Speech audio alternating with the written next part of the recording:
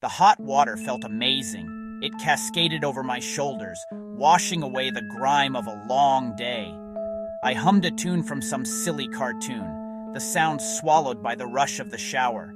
Steam billowed up, thick and white, clinging to every surface in our small bathroom. It was just a normal Monday night, or so I thought.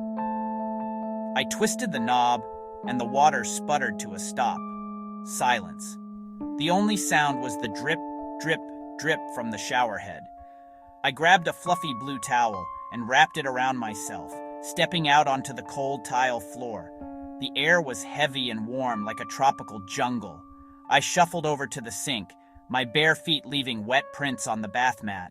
The mirror was completely fogged over, a hazy white wall where my reflection should have been. I leaned in close, my breath creating a new, smaller patch of fog. It was normal. It was boring. But tonight, something felt off. The silence in the house was suddenly loud. Usually I could hear my parents downstairs, the TV droning on. But tonight, there was nothing. Just the drip, drip, drip. I raised my hand to wipe a circle in the steam, but I paused. A prickle of unease crawled up my neck. I even glanced over my shoulder, but of course no one was there. The bathroom door was shut tight. I chuckled nervously, my voice small in the quiet. "Get a grip, Alex," I mumbled to myself.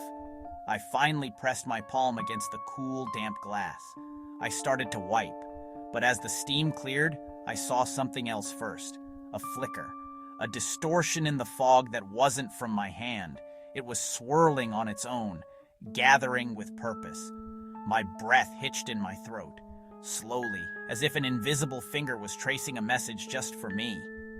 At first, it was just a capital I, then a little apostrophe, and an M, an H, an E, an R, and finally another E. The message was complete, hanging in the steam like a ghostly whisper. "I'm here." I snatched my hand away and stumbled into the tiled wall. The steam began to recede, but the words remained. This had to be a prank. Mark could have done it. A stupid, elaborate prank. I stood there for what felt like an eternity, my eyes locked on the mirror. The words didn't fade. They didn't drip away. They just stayed. I had to prove this was a prank. With a shaky hand, I smeared my palm across the glass. The letters smudged and vanished, until the mirror was just a blurry mess again. There, gone. It was just water, just a stupid joke. I wiped the rest of the mirror clean, ready for things to be normal. Staring back at me was my own face, but it was wrong. It was smiling, a wide, unnatural grin that stretched from ear to ear. I wasn't smiling. I was terrified. My mouth hung open in a silent scream, but the boy in the mirror kept smiling. I yelped, tripped, and hit the floor. I scrambled away until I was pressed into the corner. This is a dream. 1, 2, 3, 4, 5, 6, 7, 8, 9, 10. Slowly, I opened my eyes. My reflection was normal again. Slowly, I got to my feet, my legs like jelly. I had to get out of the bathroom. Mom? Dad? The hallway was dark, except for the moonlight spilling through the far window. A sudden chill swept through. The air grew heavy and cold. Each creak sounded like a gunshot.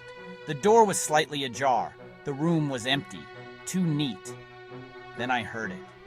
A faint sound from downstairs. A slow, creepy nursery rhyme plucked out on a piano. We don't own a piano. I had to know. I had to find my parents. As I reached the top of the staircase, the music grew louder. I peered down. Shadows pooled across the room. Then I saw something move. A shadow detached from the larger shadow of the armchair. It was small, the size of a child, swaying to the broken tune. I couldn't make out any features, but I knew it was looking right at me. I couldn't move. I couldn't breathe. It stopped swaying.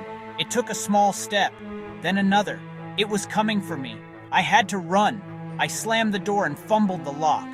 Click. Locked. I leaned against the door, shaking.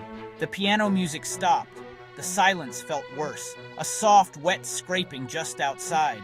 Scrape, scrape, scrape. It was right there. A tiny giggle floated through. Tap, tap, tap. I'm here. My eyes darted to the mirror.